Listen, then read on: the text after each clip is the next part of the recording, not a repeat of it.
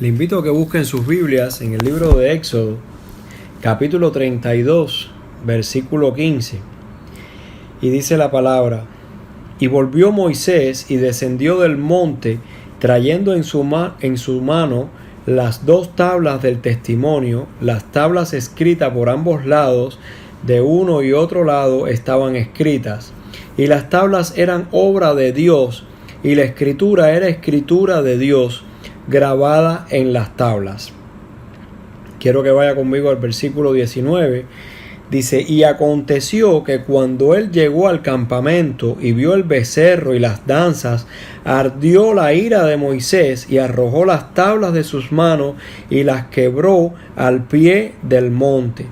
Y tomó el becerro que habían hecho y lo quemó en el fuego y lo molió hasta reducirlo a polvo, que esparció sobre las aguas, y lo dio a beber a los hijos de Israel.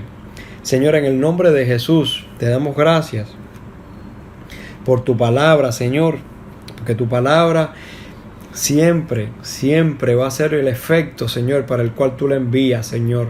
Nunca regresará a ti, Señor, tu palabra vacía, sino que ella va a cumplir el propósito para el cual, Señor, tú ministras, Señor, de tu palabra. Yo te ruego en el nombre de Jesús que tú des corazones entendidos, Señor, que tú abras el entendimiento, que, Señor, que estemos entendiendo, Señor, que en cada parte de ella, Señor, hay una enseñanza para nosotros, hay un propósito eterno escondido, Señor, en el cual tú quieres revelarnos. En el nombre de Jesús. Amén, Señor, y amén.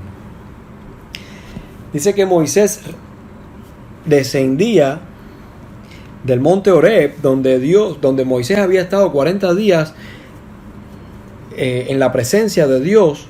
Había estado ahí Moisés cara a cara. En algunos lugares dice que vio la espalda de Dios, en otros lugares dice que vio a Dios cara a cara. Lo cierto es que Moisés tuvo una experiencia única con Dios que le cambió la vida. Moisés dice que cuando Moisés regresó del monte, su rostro resplandecía. Moisés fue partícipe de la gloria de Dios, de la presencia de Dios, habló con Dios cara a cara. Dios le reveló la ley para el pueblo de Israel. Vio cuando Dios escribía de su mano las tablas de la ley. Dice que estaban escritas por un lado y por el otro. Y Moisés, Dios le había dado ciertos mandamientos, le había dado mandamientos santos, de rituales, de ciertos niveles de adoración, de sacrificios, de leyes morales para el pueblo de Israel. Y llegó el momento en que Moisés tenía que descender al pueblo, porque iba a estar recibiendo de la boca de Dios todos los mandamientos y todas las cosas, pero tenía que ministrarlo al pueblo, porque en definitiva toda la revelación y toda la administración que Moisés había recibido no era para él solamente, para decir: ay, yo soy el hombre que tuvo la visión y que estuvo en la gloria de Dios. No, era para ministrarlo al pueblo, y para que ese conocimiento que tuvo Moisés de Dios, conociera entonces el pueblo a Dios por medio de la ley, por medio del testimonio de Moisés. Pero ¿qué se iba a imaginar Moisés? Que cuando él regresa a los pies del monte, el pueblo de Israel había creado un ídolo, un becerro de oro. El pueblo que había visto los milagros, los prodigios, sacándolos de Egipto, liberándolos con manos fuertes, proveyéndole cosas en el desierto, haciendo maravillas y prodigios, como dice la palabra. Este pueblo se desenfrena al no tener líder, al no estar Moisés con ellos, guiándolo por el camino, y se hacen como las otras religiones y como las otras culturas de los pueblos vecinos, que era hacerse un ídolo, hacerse un dios en quien habían puesto su confianza. Y empiezan a danzar y a gritar y a formar todos aquellos alaridos que formaban la gente alrededor en su fanatismo religioso, al lado de sus ídolos. Y Moisés dice la palabra en el versículo 19, que cuando él llegó al campamento y vio el becerro y las danzas, ardió la ira de Moisés y arrojó las tablas de sus manos y las quebró al pie del monte. Cuán grande celo, cuánto se habrá encendido el corazón de Moisés para algo tan santo que él tenía en sus manos, quebrantarlo, romperlo, deshacerlo. ¿Cuál sería el celo tan grande que él habrá dicho, como diciendo, ¿de qué les vale a esta gente la ley de Dios si no les interesa, si se han hecho otro ídolo? Dice la palabra que Moisés era el hombre, es considerado el hombre más manso de la tierra. Dice en una porción de la palabra. Y este hombre se llenó de un celo santo, de una ira santa que no pudo controlar. La ira es la expresión máxima del enojo, de estar disgustado. La ira es un enojo que va acompañado de violencia, con una acción violenta. Y no era primera vez que Moisés hacía esto. Bueno, esta fue la primera vez, pero también Moisés en otra oportunidad, lleno de ira, también golpea la piedra por segunda vez. Y así Moisés, y dice la palabra, vuelvo y lo repito, que era considerado el hombre más manso de la tierra. Lo que quiero hablar esta noche es acerca de la ira. Moisés tenía su justificación para estar airado. Tenía su justificación. La ira es una emoción a veces de difícil control. No importa que seas cristiano, no importa que seas, no importa la casa de donde vengas. Tal vez si tienes una personalidad un poco flemática, pues esto de la ira te va un poco mejor. Tal vez si eres un poco más sanguíneo, pues entonces te encolerizas más rápido si eres colérico. Depende de la personalidad de las personas, ¿verdad? Pues puede ser que tenga más dificultad para controlar la ira. Moisés, alguien pudiera decir que estaba justificado para esto que estaba viendo después de tanto tiempo de santidad y de la gloria de Dios, ver aquel acto de idolatría tan asqueroso, tan traidor, tan traicionero, tan falta de principios. Eso fue lo que vio Moisés. Cómo van a abandonar a Dios. Se les va el líder y ya abandonan a Dios. Ya están un día sin visión. No saben a qué Dios han creído. No saben en qué Dios han confiado. ¿Qué les pasó? Que vieron los milagros y prodigios. ¿Y cómo puede ser que se olviden de Dios? ¿Qué dice la palabra en Efesios 4:26? La palabra dice: airaos, pero no pequéis.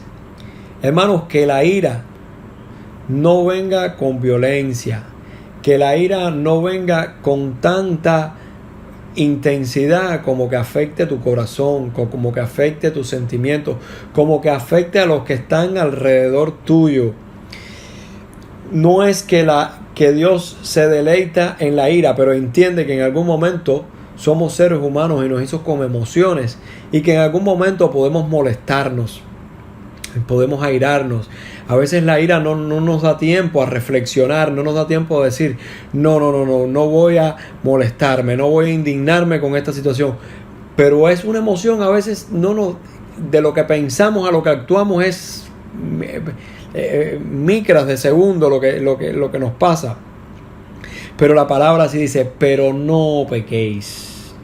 Está bien que te indignen muchas cosas dentro de la casa, dentro de nuestra propia vida. A veces nos indignan, nos airamos hasta con cosas propias nuestras, de no haber tenido el dominio propio, de no habernos controlado también en una situación, y también nos molestamos hasta con nosotros mismos. Pero dice la palabra también en Efesios: no se ponga el sol sobre vuestro enojo. Es decir, que aunque te molestes con una situación, trata de no irte a la cama sin haber arreglado el asunto con tu amigo, con tu esposa, con tus hijos, con cualquiera que sea. No dejas que pase el otro día y que duermas con ese enojo, Porque dice la palabra en Eclesiastés 7:9, no te apresures en tu espíritu a enojarte. Trata de no te apures para enojarte. Tómate tu tiempo. Puede que estés enojado, pero no te aires tanto de manera que puedas pecar. No te apresures tanto en enojarte, porque dice que el enojo, reposa en el seno de los necios.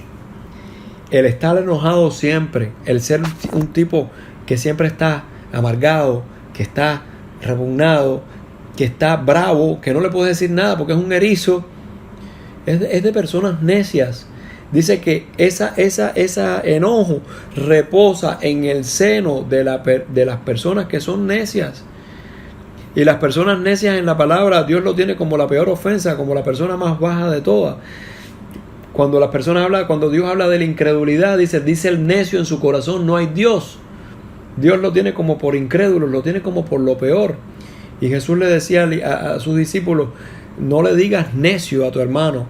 Así que en este mismo lugar lo pone Dios, que como la persona que se aira, que se está enojando constantemente, como una persona necia. La palabra en Santiago, yo quiero que vaya conmigo al libro de Santiago, en el capítulo 1, versículo 19, dice la palabra, por esto, mis hermanos, mis amados hermanos, todo hombre sea pronto para oír, tardo para hablar, tardo para airarse. ¿Que nos podemos airar? Sí. Si pudiéramos darnos esa licencia, no es pecado. Cuando es pecado, cuando viene con violencia, cuando no arreglas tu ira antes de que se ponga el sol, cuando no arreglas tu enojo antes que se ponga el sol y lo guardas y se te hace un resentimiento y se te convierte en una raíz de amargura. Y por eso dice tardo para hablar y tardo para airarse. No te apresures en airarte. No te apresures en airarte, dice, porque la ira del hombre no obra la justicia de Dios. Estamos viviendo tiempos en que la gente está reclamando justicia, injusticia, y aquello que hicieron fue una injusticia, y lo que me hicieron en el trabajo fue una injusticia, y yo lo que creo que lo que están haciendo conmigo es una injusticia. Bueno, el Dios que juzga a los vivos y a los muertos va a poner todas las cosas en su lugar, porque Dios es justo. Y Dios no es hombre para que mienta ni para que se arrepienta. Y Dios no se olvida de nuestro trabajo en el Señor y no se olvida de nuestras obras en el Señor y no se olvida que somos sus hijos y va a sacar siempre nuestras obras a la luz. Pero si nosotros nos airamos, si nosotros queremos hacer las cosas a nuestra manera, no estamos dando lugar a la justicia de Dios. Tomarnos las cosas con ira, con enojo, sin respirar profundo, sin decir, sea el Señor Dios, sea el Señor en su trono, tú eres Dios, tú eres el Dios que pones todas las cosas en control. Señor, entiendo que en mi ira, en mi enojo, no obra tu justicia, y yo no quiero tomarme mi justicia por mis propias manos. Yo quiero que tú seas el que me haga justicia. Tú sabes que había una mujer que iba de día y de noche hasta un juez para que le hiciera justicia. Y iba de día y de noche para que le hiciera justicia. Y de día y de noche que le hiciera justicia hasta que aquel juez injusto, que además era un juez injusto, le dijo, yo le voy a hacer justicia a esta mujer con tal de quitármela de arriba porque me es fastidiosa esta mujer. Cuánto más nuestro Padre amado, que se place en hacer justicia porque le da gloria a su naturaleza, que es ser un Dios justo, aleluya. El Dios justo que juzga todas las cosas con equidad, nos va a hacer justicia en todo tiempo, aleluya. Démosle lugar a su justicia, porque en la ira del hombre, en nuestra ira, ahí no obra la justicia de Dios. Te airaste, te enfadaste, ya tienes tu propia recompensa. Te airaste, te molestaste, Y eso es lo que quería con ese asunto, que vieran toda tu indignación, toda tu ira, pues ahí lo tienes. Pero mejor es decir, Señor, sea el Señor, sea Dios veraz y todo hombre mentiroso, aleluya. Señor, en nuestra humana naturaleza te pedimos que tengas misericordia de nosotros, Señor, que somos seres carnales, como decía Pablo, yo soy carnal vendido al pecado. Muchas veces nuestra ira se nos va de las manos, Señor, y no podemos enseñorearnos de ella, no podemos enseñorearnos de nuestro espíritu, lo cual es mucho mejor que tomar una ciudad. Te pedimos que podamos tener dominio propio, Señor, que es fruto de tu Espíritu Santo, para cualquiera que sea la situación que estemos enfrentando. La gloria de Cristo sea manifiesta en nuestras vidas y todos puedan ver la mansedumbre de Jesús en nosotros. Te damos las gracias y te rogamos paciencia, Espíritu Santo, para seguir obrando en nuestros corazones, sabiendo que el que comenzó en nosotros la buena obra la perfeccionará hasta el día de Cristo. Gracias, Señor. En el nombre de Jesús. Amén y amén.